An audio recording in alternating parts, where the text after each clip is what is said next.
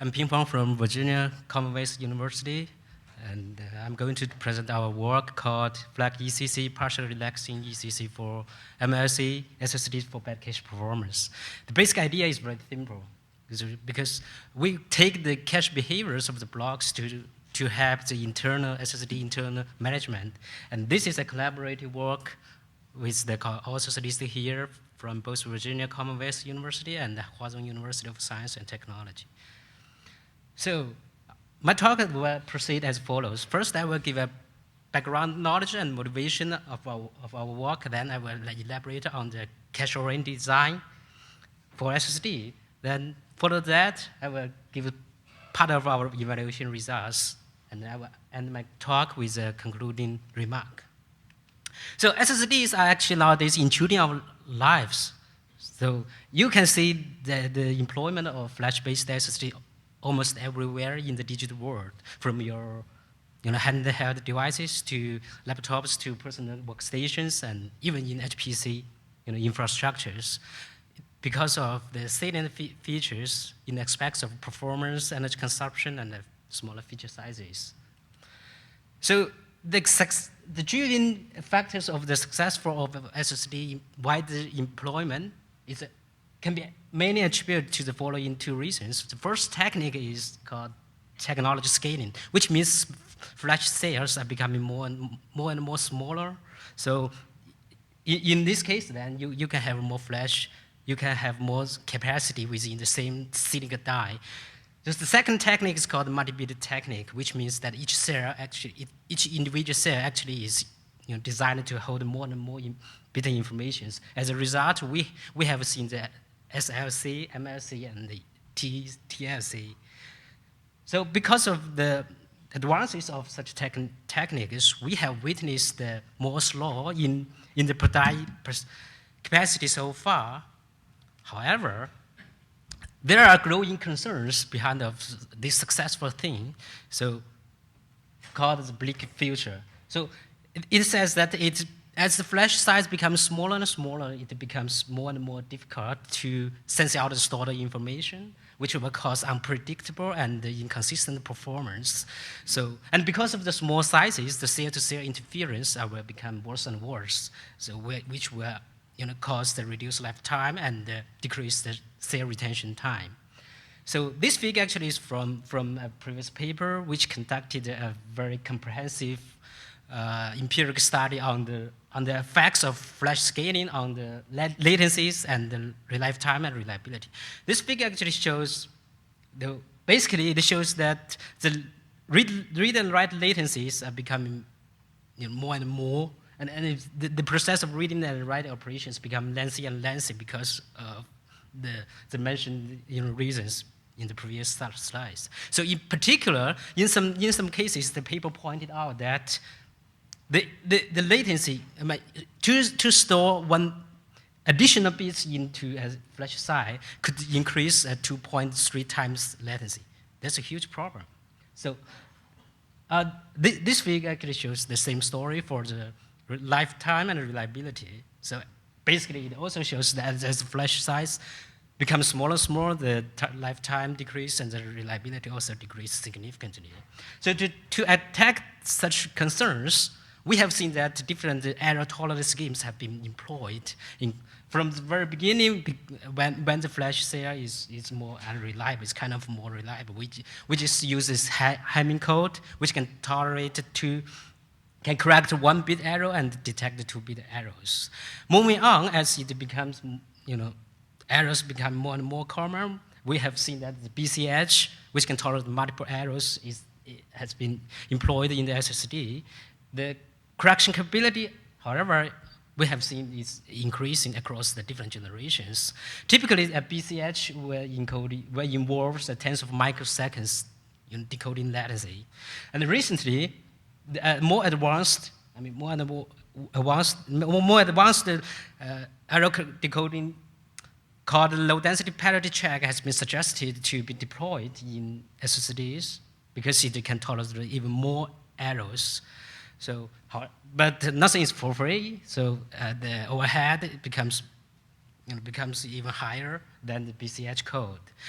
It's reasonable to anticipate that more and more advances, protection schemes are designed. This figure actually shows, during the past decades, how the error correction and the correction capability has increased across the different generations as flash memory becomes smaller and smaller.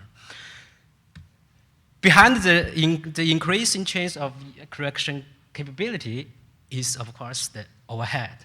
So that's part of the reasons why the increased latency, the latency of read and write increases. So, for example, this figure shows that to tolerate the 5-bit error out of 1 kilobyte data, we impose just 10 microseconds latency. However, the overhead goes to almost double the value, 17.6 microseconds when we're going to tolerate 67 bits. So let's take a look at how the ECC scheme affects the flash operations. So every write actually is associated with the encoding process. To write the data, we have to encode them, and we write the page data and the resultant ECC information separately or together within the same page. For each read, we first read out the page and associated with ECC information to verify whether there was corruption occurred. If there was no corruption, then we just return the data to finish that. But if there was corruption, then we have to go to, depending on the different schemes we employed, we have to go through the decoding process, which can take tens or even, also depending on the ECC scheme employed. So, in the case of BCH, it goes to the 3 steps to try to correct. If it cannot correct, then just fail the operations. So our question to this change, this latency increase change is, can we avoid such overhead? So our answer to this question actually is yes, at least in some cases, especially when you consider the current SSDs are more often used as a cache layer, as our first speaker and the next speaker will demonstrate that. So our approach is to design a cache-oriented SSD.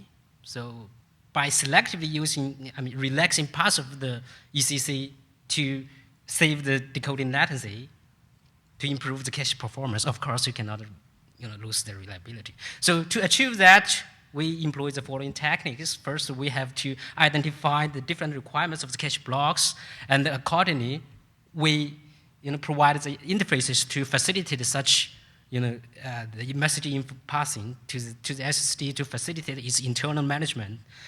Then inside the SSD, we partition the SSD cache into 2 separate regions, which is CRC region and BCH region in our case.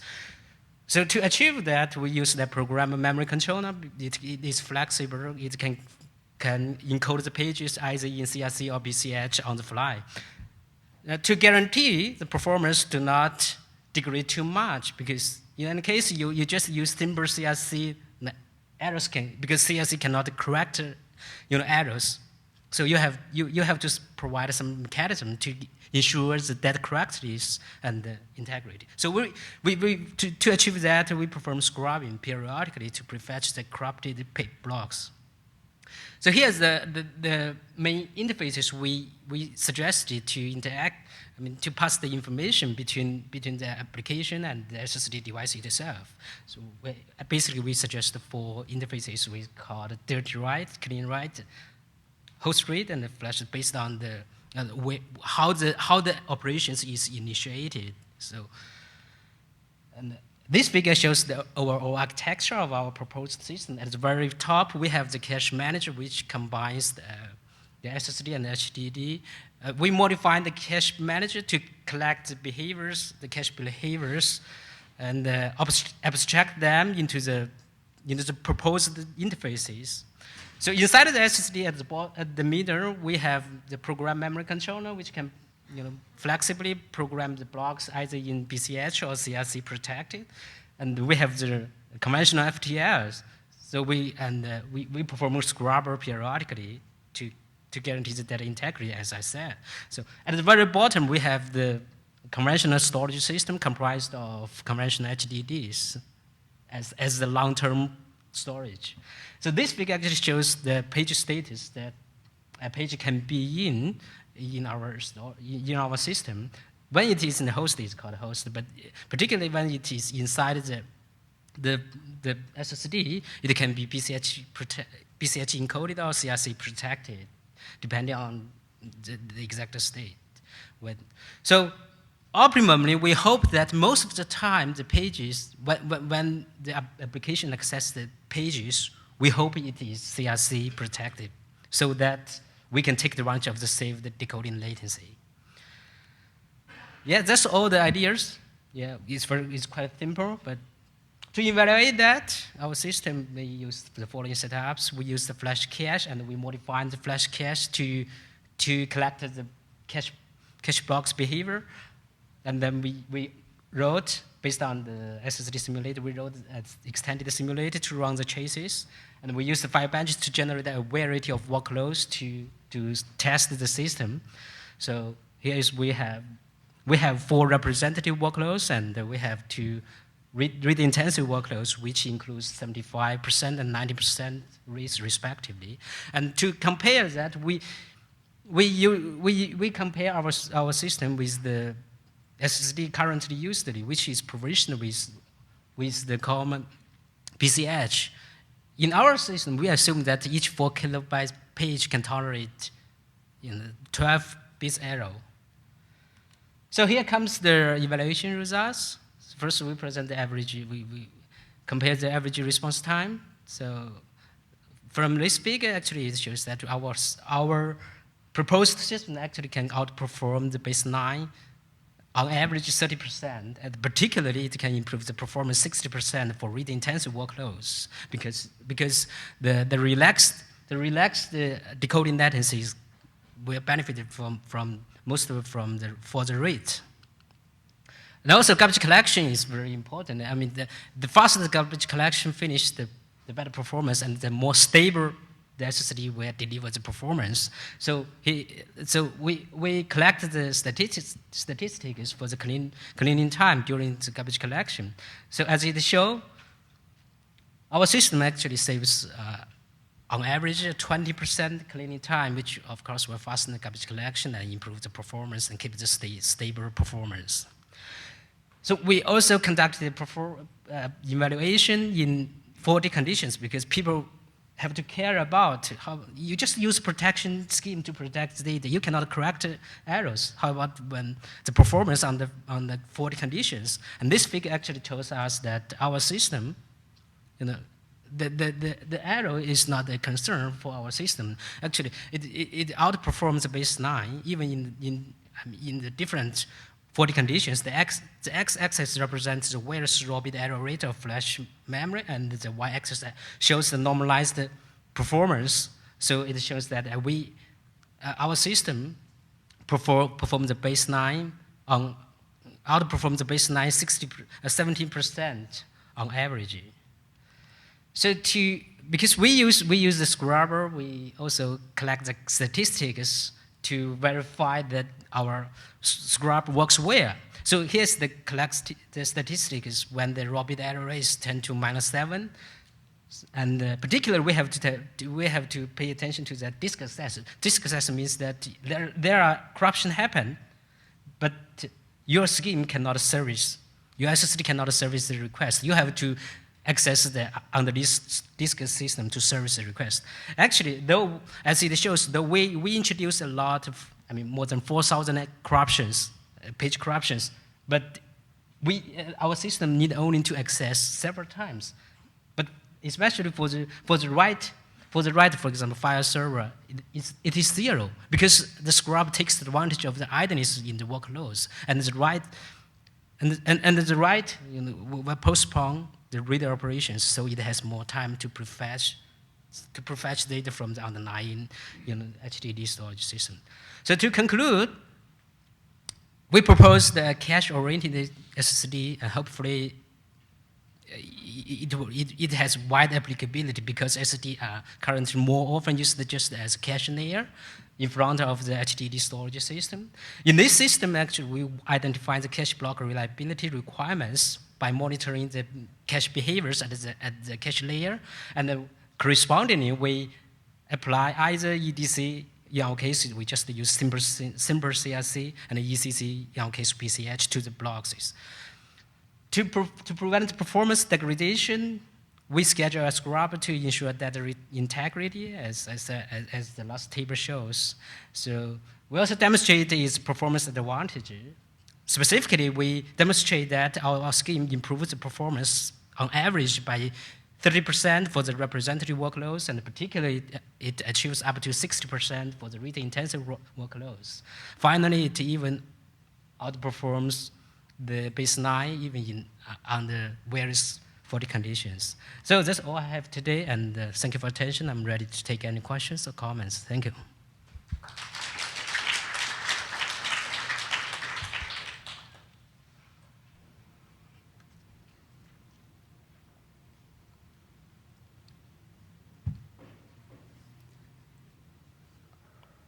I would think that if you do this, one of the important things is to understand the error rate in Flash, right? For example, if there is rarely any error, then why don't you just do CRC, altogether, because the chance of error is so low, and you should just use the least expensive strategy.